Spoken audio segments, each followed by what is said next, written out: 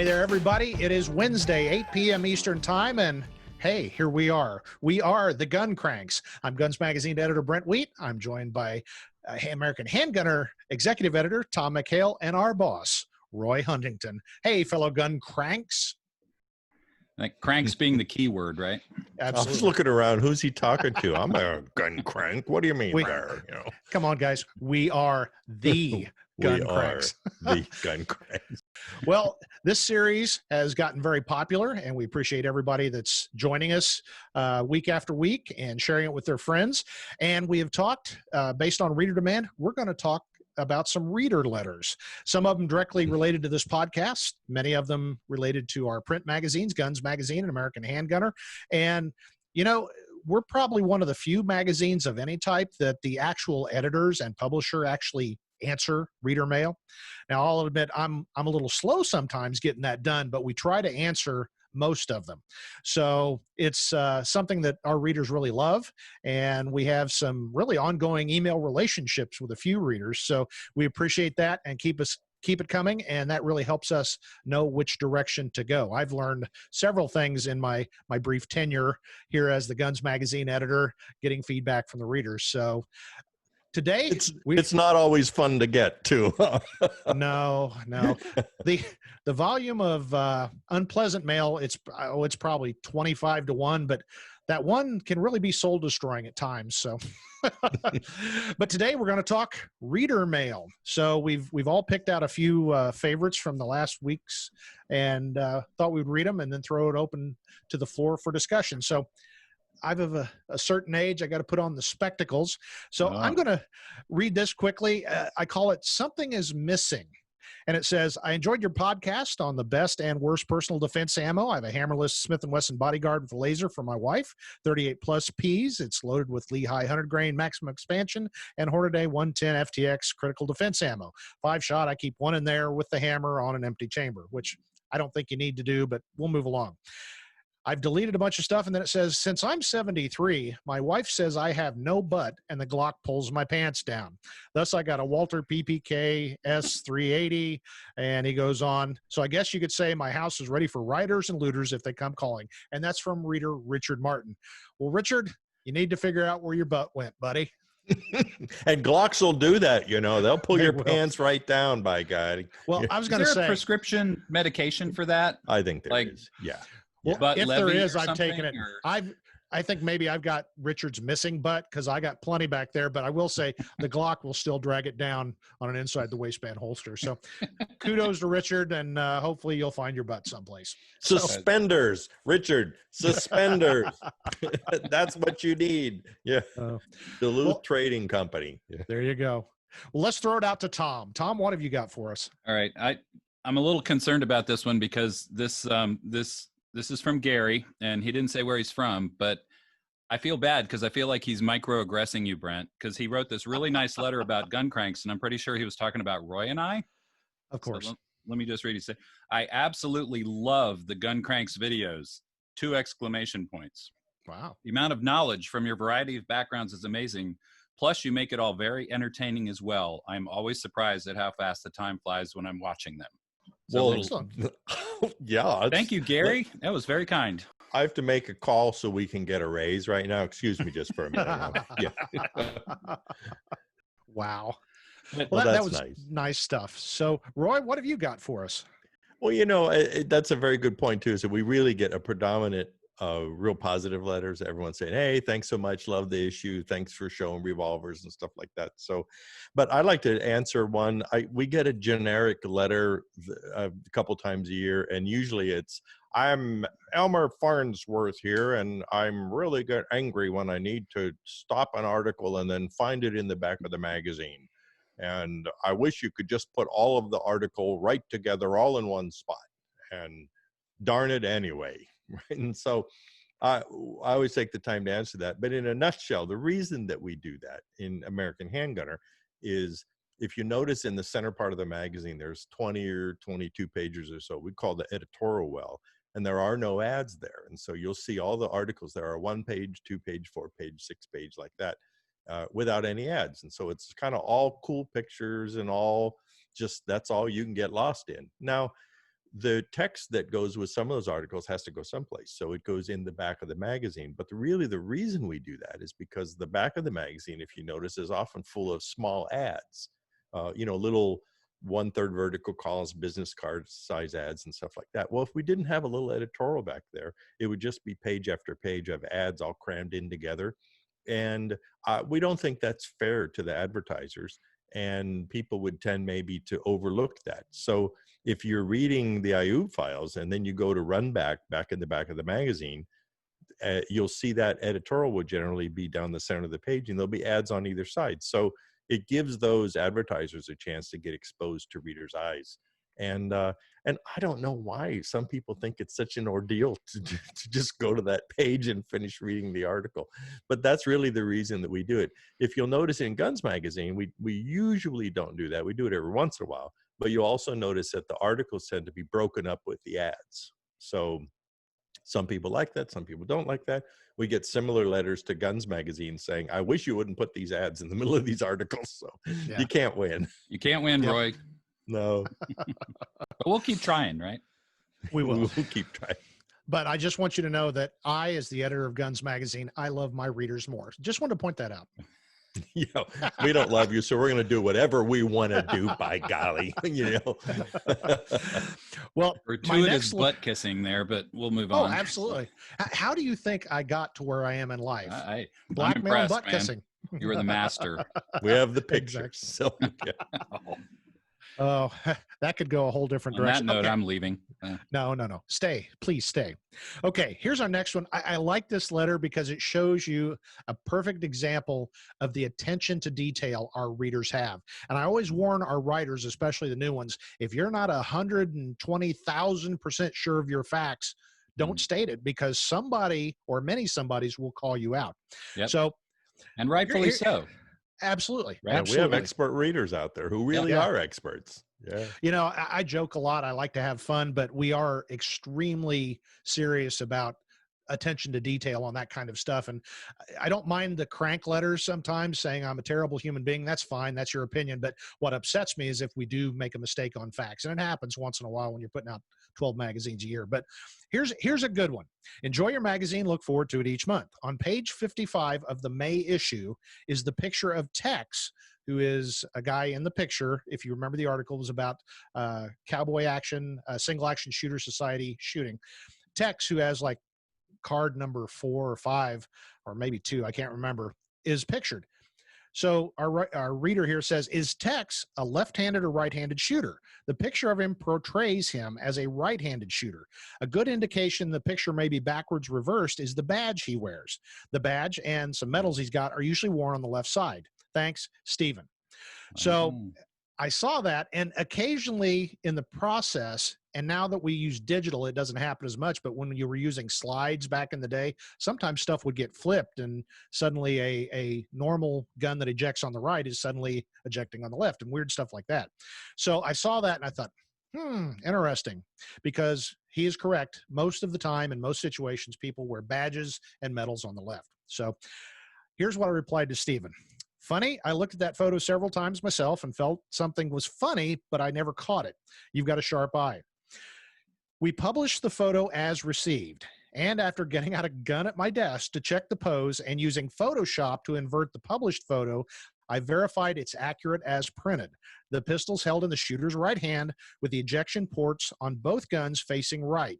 If we had reversed it and the gun was held in his left hand, the ejection port would be facing to the shooter's center line. And then I realized, as a final test, looking at the original high-resolution file, I saw all lettering on the badge and the wagon behind him read properly. Apparently, Tex prefers to wear his badge and medals on the right side for some reason. Thanks. Wow. That's a good one. Yeah, I'll tell you what. And these readers will spot stuff. I remember one time we had there was a coat, an army coat or something, in a background of a photo in a feature. And I actually got a reader mail saying, I just want to let you know that those are the incorrect buttons on that tunic in that photo. Wow. I know. It's like, thank you for being so attentive, I guess. You know, it was just astounding. Whose turn is it? It is Tom's turn. It's my turn. So you guys are going to love this one. Seriously. This is from Mark in Hastings, Minnesota. And this one's going to be a lot of fun. But Roy, can I ask you to, before I read this passage from Mark, can you give us, the viewers, a quick rundown of the American Handgunner 1911 project so they know the context of this letter? Sure. Basically, over the years, I've asked readers, what's your perfect 1911? What features in bed, would you like to see in it? And so I collected them. Then we got with Les Baer. We manipulated the list a little bit and came on a design that I think represents the majority of what readers wanted to see in a 1911. And that gun's now in production from Les Baer as the American Handgunner Special Edition. Okay, so everybody, so hold that thought as I read Mark's comments. It says, last night I read the article in the July-August issue of American Handgunner on the Les Baer Custom 1911. It was not until this morning that I realized what you were saying between the lines. With this article on a custom American Handgunner 1911, you laid down the gauntlet. You have challenged the readers to submit our recommendations for a custom, he says American Handgunner, but I think maybe we should do a guns custom gun. You have laid down, or you've challenged readers to submit our recommendations for a custom revolver. You have displayed your brilliance as a writer in saying something without saying it. Genius. So, well, at least he knows what I'm Mark a is genius. asking for is Mark for the your brother? community of all of us, collective gun cranks, and all of you out there to come up with the perfect revolver and work with somebody to build it. I really like this idea. I think that sounds like a lot of fun, and we should. I really do it. Yeah. You guys got any high-level suggestions? I'd like to see a carry gun, something with a short barrel, even though 8-inch, 6-inch barrels are cool. I'd like to see a carry gun.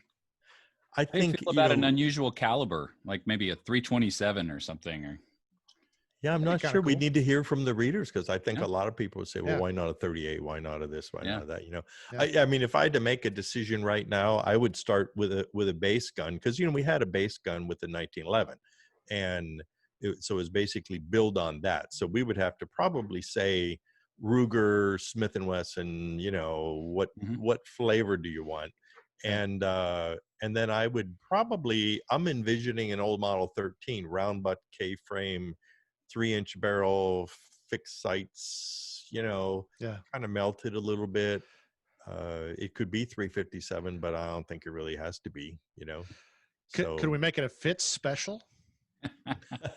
Yeah, but not with the cutout trigger guard. We could thin the trigger guard. Too many lawyers around these days.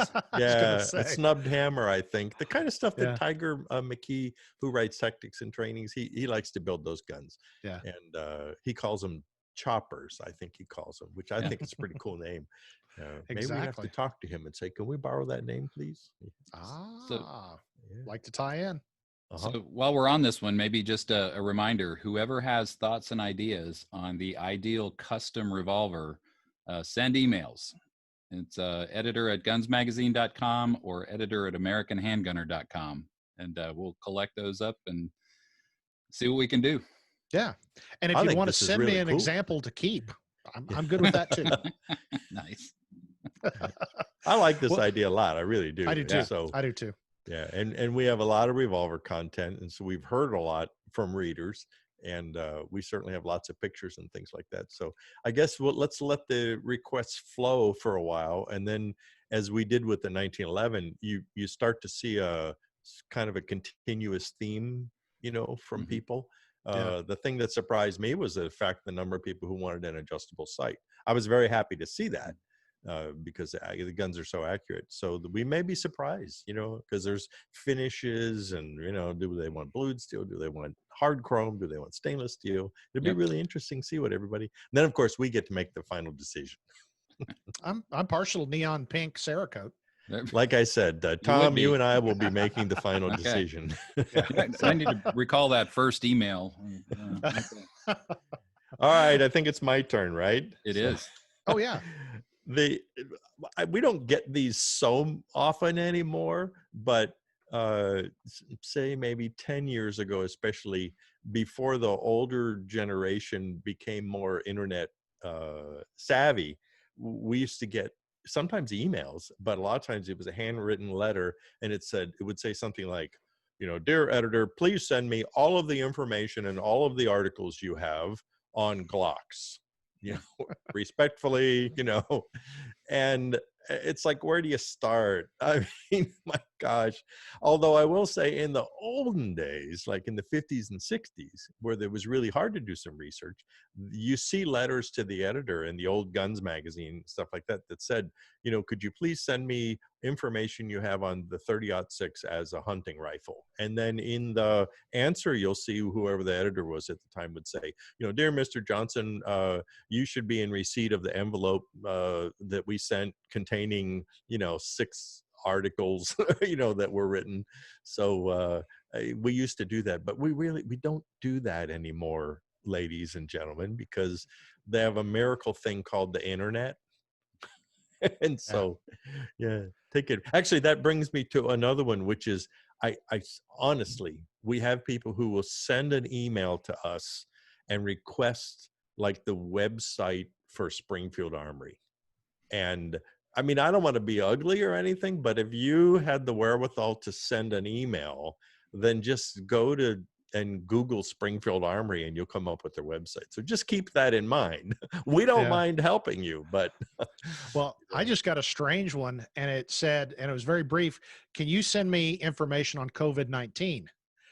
I thought, we're a gun magazine. Huh? Yeah. So I said, and I was nice. I said, if you can check out the CDC website or whatever.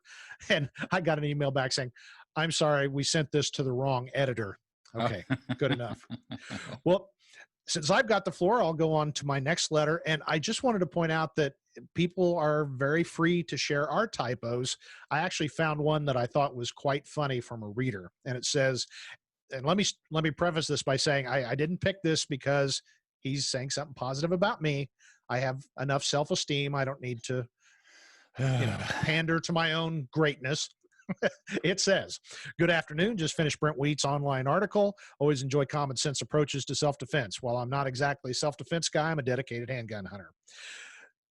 For that reason, everybody asks me what they should buy for a handgun for self-defense. I can suggest calibers and guns, but the first thing I ask, are you willing to kill something without hesitation? And then I deleted several paragraphs. And he said, in closing, I do support that anyone has the willingness to ask questions before blindly buying a gun and think they are safe. Certainly lots to think about. Here's the key. Best regards, and give Brent a big thumbs up. That's Mike. Well, he had that right. I don't think that's a typo. No. That's kind of what I said. What are you trying to say? I mean, you're correct, but so that was pretty funny. I was feeling pretty full of myself, and then I get down and I'm bent. So Brent, it happens. Bent Wheat from now on. By golly, you're not escaping that one, Bent. No, that needs to go on the masthead, I think. Well, I'll share that. Hold on to that like a gator on a. Of the various nicknames I've had, and with the last name Wheat, you can figure out, and one of them's very politically incorrect and needs scrubbed from our cultural history. But I've got that name, and then Bent. I've still got a couple old friends that call me Bent periodically. Yeah, well, you have 2 more friends. You got 2 new friends. Going to start calling you Bent from here on out. 2 former friends that call 2 me. former friends. Wow. Yeah. Okay, let's stop there before this turns ugly. Thomas McHale. My turn. I got a good question for you guys because this comes up a lot, so I wanted to share it. This is from John, and he doesn't say where he's from, but I'm going to assume California, as you'll hear by the letter. It says, I was hoping you could help me understand what it is about the Kimber, Rapide Black Ice models that make these handguns non-compliant for California. So I replied to John via email, but I wanted to bring this up on the show too, to talk about. There seems that a lot of people have this perception that there's a certain feature or something that the manufacturers aren't doing that prevents their guns from being sold in California, when really it's more of a demonstration of the success of the California legislature making it virtually impossible for manufacturers to sell guns in that state. Do you guys want to comment on this at all? I have a friend who used to do the testing in the state of California. And readers may not really understand this. If you're a manufacturer and you want to have a gun approved by the Department of Justice in the state of California to be sold there, it has to pass a fairly strenuous testing protocol. And you have to supply them with, I believe it's 3 guns, and one of them guns remains in their archives. And then also, I'm pretty sure it's 2,000 rounds of full power ammunition for whatever the caliber is. And then it goes to an independent testing facility. And these people do drop tests and abuse it and shoot it for 1,000 rounds or 2,000 rounds. You know, it might be 5,000. I think it was changed. I think it is. And so the challenge there is that if you're a manufacturer and you introduce 30 new guns this year, well, even a change in barrel length will require a gun to be retested. So if you change accessories on a gun, if Les Bear makes a gun and he changes something on it, puts a different safety on it, well, guess what? That has to go through the testing protocol. Yep. So that's all why new gun, right? Yeah, all new guns. And so that's why a lot of manufacturers just say, you know, hey, we're introducing 30 SKUs. We're only going to have 3 of those go through the California testing protocol. And so thank you very much. Remember to vote and get the nutcases out of office there in California. You can have some of this get changed. Well, I was told recently that there's been a moratorium for the last year or two and they've not approved any. Do you know if that's correct or not, Roy? I haven't heard that myself. Okay. I know my friend got out of it as a testing facility. He said, because it just got to be such a joke. He said, because people still submit the guns. And he said, I went from 1 gun safe to 2 to 5 to 8 gun safes because he had to archive them too. And he said, initially it was like, oh, good, we get unlimited ammunition to shoot unlimited. And he said, after a short time, it was like begging people to please come, you know, and shoot this 2,000 rounds through a 44 Magnum or something. Yeah. He said it got to be just an onerous ordeal.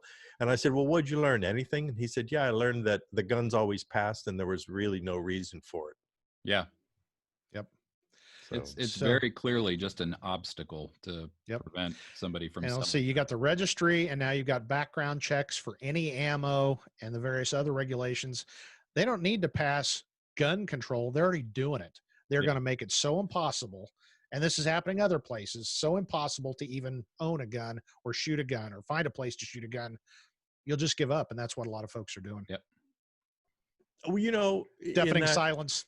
Well, no, because I was thinking about something is that I can't remember who said this. It might have been Jeff Cooper, but he said something like about the lever actions were the like Brooklyn assault rifle. Yeah. And I think people who are wrestling with these kind of things, like in California, who have not legislated lever action rifles out yet, you figure you can get a 10 round, you know, anything from a Rossi on up to a Marlin to other something shooting 10 rounds of 45 Colt or 44 Magnum. And you have a gun there that you could really defend your family with easily, you know, and so just keep that in mind. There's almost always a workaround somewhere, you know, and on that topic, that's a good relatable. We weren't going to talk about product here, but I believe it's the October issue of Guns. Peyton Miller does a review of the Cali Key, and it's essentially a device that you replace your bolt carrier group and a California compliant AR, any AR that you're allowed to have in that state, and it turns it into essentially a lever action rifle. So then all the other problems go away. It's not a semi-auto, it's a lever action. And he reviewed it favorably and says you can still put a lot of rounds down range, and it's not crazy expensive. The entire replacement's under $200. So you can drop it in almost any AR, and they also come in 308. So check that out in the upcoming issue of Guns Magazine, because then you can actually shoot in California after you get your background check done on your ammo. Well, and that's another good thing about lever guns, period. I don't know with the AR platform as a lever gun, but most cops see a lever gun and see, you know, grandpa's old rifle or your hunting rifle or your SAS cowboy shooting rifle. And so it doesn't seem to have the same stigma that, you know, oh no, it's a black plastic rifle. It's really scary. Exactly. You know, we could all die. So, but not to get off topic though. So is it my turn? Can I talk about a letter? So, again, generally a couple times a year, they will get a letter that says, as a retired professor of English, I read with alarm your latest issue, wherein I found 3 mistakes in grammar and punctuation. And and it's like, I would be happy to volunteer to proof your magazine further to stop such atrocities to occur. Atrocities. It's an atrocity, yeah. And it's Dang. and I always tell these people, you know what, in 80,000 words or something, I'm sorry, but there's probably going to be a mistake or two. A lot of the stuff we do in all the magazines, it's a triumph of readability over the rules. You know, I mean, we kind of, there's this thing called the AP style guide, which we think exists out there somewhere. Don't we ignore that? I thought we tend to ignore it. I mean, I burned mine. No. Yeah, we like conversational. We like, if Duke says up the street the man is coming down, well then by golly, that's what Duke said, and that's how we're going to put it in the magazine. So, but if I get one of those letters that says I read with alarm and I saw 4 mistakes in the latest issue, I always hit the return key on email and say, well, you're not very good because I found 9. So you better go back and read it some more, darn you. You know. So, and I want to take this opportunity, a shout out to my executive editor, Jazz. She keeps me on the straight and narrow, and Gwen, our proofreader, and Jenna works in there someplace. Those guys are the unsung heroes of what we do. I mean, I agonize over every word, but like Roy said, when you got 80,000 words, you miss stuff occasionally, and it always tears me down when Jazz says, did you mean this? Or, you know, this grammar's right. It's like, but I don't understand how, and she and Jenna and Gwen do it. They're incredible. So any mistakes are just, there were so many of them from my hand that they just overlooked 1 or 2. Well, and some of them are deliberate. I'm working on the November, December issue now, and I'm committing atrocities every day on purpose. Thank goodness. Like I think the classic example, what was the one this morning? I was working, it was a 1911 story, and 1911s, you know, not possessive, but we'll throw an apostrophe in there just so it doesn't read model 1911S, right, you know, and stuff like that. Yep. So as I think Roy touched on this a minute ago, there's a readability trade-off that where we'll deliberately abuse the APL style guide on occasion. Yep. Well, you know, that's a very good point, because I know I've actually had people say, we were talking about calibers, and this was started this years ago, it was 0.45S. So we were talking about 45s. And somebody wrote in and said, what is a 45S caliber? Yeah. That's what it looks like when you read it. And a 22S and a 1911S. They said, well, what model is 1911S? I'm not familiar with that one. You know, so that's why we tend to be liberal with apostrophes sometimes. Yep. I don't know. It calls for a protest. Apostrophe abuse. Okay. I can kick you off this broadcast right now. I have that power. So, no, did we skip over you, Tom? Or I've lost all track of where we are and who said what. I don't know. Do you have one? I have one. Okay, go ahead. Okay. Let's see what I got left while you're reading that. This one's kind of fun. It says, special guest.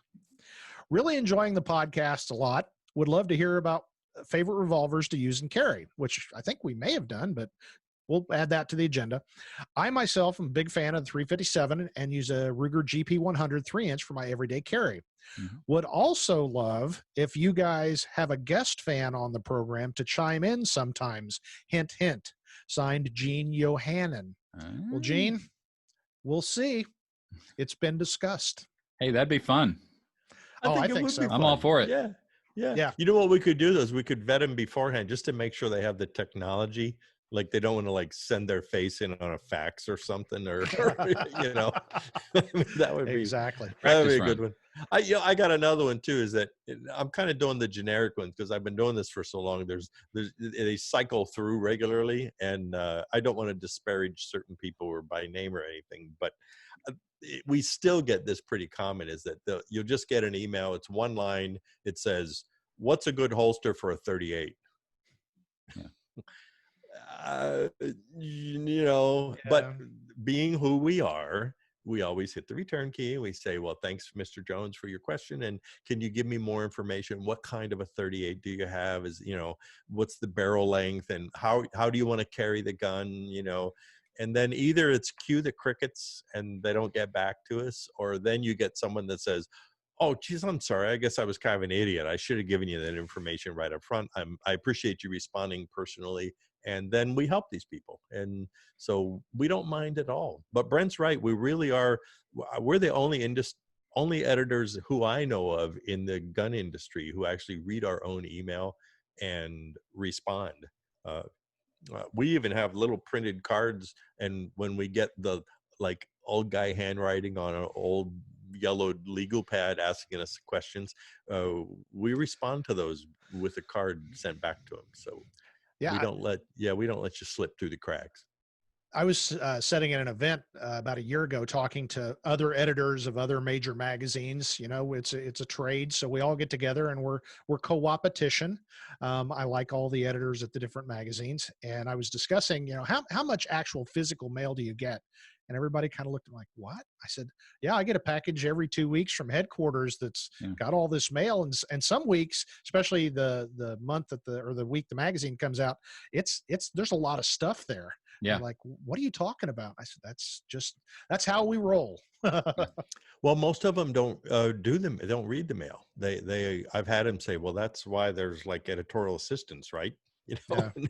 and it's like I had one reader tell me, he said, not only do I know your names, he said, and where you live, you know, like they know I live in Missouri and stuff, but they said, you're the only magazine I get where I know your wives' names and the kind of dogs you have and the kind of pickup truck you drive. Yep. And I have to admit, I've written letters to the editor many times through the years to other magazines, and I have never gotten a response ever, you know, either in email or in print, even when I've included a self-addressed stamped envelope. Yeah. And I'm sorry, but there are clients, you know, you readers out there, you guys and gals are our customers. And so why would we not want to be responsive to you? Exactly. You know, over the years, I've had one or two responses, but it was always the form. Thank you for your, you know, input. Okay, I'm glad I spent 20 minutes writing out that email or whatever. So, no, I agree. I need to be better at that. And the other thing, though, is we get a lot of mail, a lot, and we try to answer it all, but don't take it personally if we don't get around to it, to send you an individual reply, because there's just a lot of factors that go into it. And, you know, again, I've got a monthly magazine I got to put out, so I got to balance everything going on, taking care of the whole magazine, and then still get back to reader mail. And as Roy said, we try to actually put effort into it and answer questions and share information. And sometimes you just got to say, that's a good question, but I can't deal with it. So, well, a lot of times we will print a letter. And so if you don't get a response personally, but keep an eye on the magazine, because it might show up in the magazine. So, exactly. Or a lot of times if you ask the same question, maybe 3 or 4 or 5 other readers asked after an issue, then you might see the answer in print. So, and I also say that I have really actually developed really nice friendships over the years with readers, to where, Tom, you're seeing this now, you've been here long enough that you get readers who, you know, they're like a friend, and an issue will come out and they write in and say, hey, I really liked, you know, that article you did about this, and thanks for, you know, maybe we answered a question. I know sometimes we made assignments based on what reader requests, and we've had some really good articles, you know, based on that. Dave Anderson did a couple articles about carrying a cane and using a cane for defense and stuff like that, and the list goes on and on. Tiger in Tactics and Training, I'm always sending him topics that readers want to see covered, and it works out really well. So thank you for your friendship out there. Absolutely. Well, Tom, did you have anything else? We're kind of coming up on our target. Yeah, I got another one. Okay. Question, and I'll bounce it off to you guys. This is from Douglas, and he enjoyed the webcast on holsters, and he asked, I was wondering what you thought of using a day planner as a method of concealment. And it goes on, but that's the gist of the question. You know, he lives in Florida where it's hot and humid, and it tends to be a convenient thing. So there are throwing it out to you guys who make those. I'm sorry? I think there are companies who make such things. I think Wilderness Tactical does one. I think for a little while there, most of them did. They're mostly sewn goods. I think Blackhawk has one. Yeah, they do day planners. I thought there was a good one. Galco has one. It said Bible. It was a Bible cover, only it had a little handle on it. And it was, I think the only thing that you have to be aware of, though, is that if you do, that's called off body carry, right? So if you've got a gun in something like that, it's not on you. And so you just have to be careful where you don't just lay it down, and you don't leave it on your desk at work, you know, or you don't leave it on the car seat. So you have to develop a way of thinking that if you're going to carry off body like that, that's really important. Yeah. That was going to be my point exactly. I'm just always so uncomfortable and it's human nature. You know, you get up away from your desk, or you're in a meeting and there's a break and you step away and you realize my gun's laying 15 feet from me. Now, nobody else knows it, Yeah. but that brings up all kinds of security issues. Plus just the idea, if that's the moment when fate strikes, you know, the first thing you got to do is lunge back down the hallway and into a room before you can even defend yourself. So not the greatest idea, but again, if the situation is right, you take those shortcomings. As Tom McHale often said, everything is a trade-off. It is. You know, it can be viable in the You know, situation. if you're one of those people who you put your keys down all over the place and you're always looking for them, then maybe that's not the best carry method for you. Exactly. I've actually used them in the past in as one of you guys said, very specific situations. I used one for a period of time in a corporate environment where just dress code and nature of the job, I couldn't really carry on body in any good way. It's not necessarily a bad option for church either, depending on the laws in your state and how that works, because it I think Brent said it looks like a Bible case. So there are times, but again, with all the caveats that Roy mentioned, or well, both of you mentioned, that it's not on your body. You can't set that thing down for 1 second unattended. So interestingly, I saw that fanny packs are beginning to make a comeback, which was really surprising to me. And so I don't know that I would do that, but I'm actually beginning to see them around a little bit. And then they've also gotten concealed carry vests have become, I think, a lot more sophisticated now. Yeah. Baranti leather, Doc Baranti designed and has one manufactured now, and I have that I've actually worn a lot on the show here, and it absolutely doesn't look like a concealed carry vest. It just looks like a kind of westerny kind of vest maybe. And so there are those options too. Now, you mentioned fanny packs. Would that solve the problem of the reader that wrote in that has no butt? Does that might? That's a good point. I'm looking for solutions here. So, and with that, we have reached a limit. No, real quick, great stuff. Keep sending us reader mail. One thing I want to mention, comments. It's happened to me a couple of times. We try to watch comments, even though we're trying to do this primarily, but we try to answer the comments when we're not talking. But I've realized I'm not the greatest at like Facebook or YouTube, so sometimes we miss comments. But please keep letting us know, keep sharing this, and please keep watching. Also, I wanted to mention very quickly, we have a cool product that Tom McHale, a project we've been working on. Tom, our ebooks. Yeah, we've kind of gone off in a new direction this year. Some of you may be familiar with last year's DIY Guns special edition. It was on the magazine racks, back in 2019. First one, I think it was the first one we did. But we've done a brand new version, chock full of dozens of stories on DIY projects that most anybody can do, and they range from beginner all the way up to advanced. Roy's got a couple articles in there on making his own tools with a mill.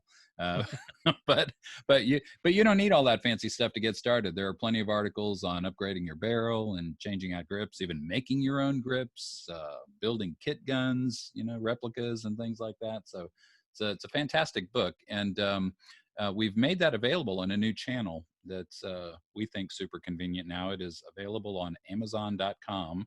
Just search DIY Guns and it'll come right up. And there's a couple of additions to that. There's a full color book inside and out. There's a black and white interior book. If you want to save a few bucks, get that one.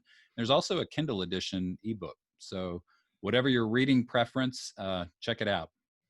On sale Very now. Cool. On sale now. And I would be remiss if I didn't point out, please subscribe to our magazines. If you don't already, we certainly appreciate the tens of thousands of you that do. But something I've run into, a different project, just kind of an off project. I'm starting to get violations of Google ad policies, and my crime on this website is I'm showing pictures of dead animals in a hunting story. So with the cancel culture running wild at this point, it'll be interesting to see that you may have more and more trouble getting good gun information on the internet. So one way to get around that problem, subscribe to our magazines, because I don't think Microsoft or Google can prevent you from getting that magazine in your mailbox every month. So check out AmericanHandgunner.com and gunsmagazine.com.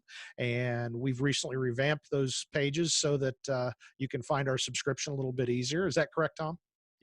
Yep. Both banners on the sites will take you to the email subscriptions too. So sign up. They can't stop the emails either. So exactly. Please do. So I think we're coming up against our time. We try to keep this kind of short and sweet and concise as best we can, even though I've noticed it creeps a little bit longer every week because we like talking. And frankly, we enjoy just doing this. So even if we didn't have you great folks in the audience out there, we still enjoy doing it because we are the Gun Cranks. So on behalf of Tom McHale and Roy Huntington, I'm Brent Wheat. I hope you've had a good time. We certainly have, and we will see you next week at 8 p.m. Eastern on these various social media channels. So please share with your friends, and until then, get out there and get shooting.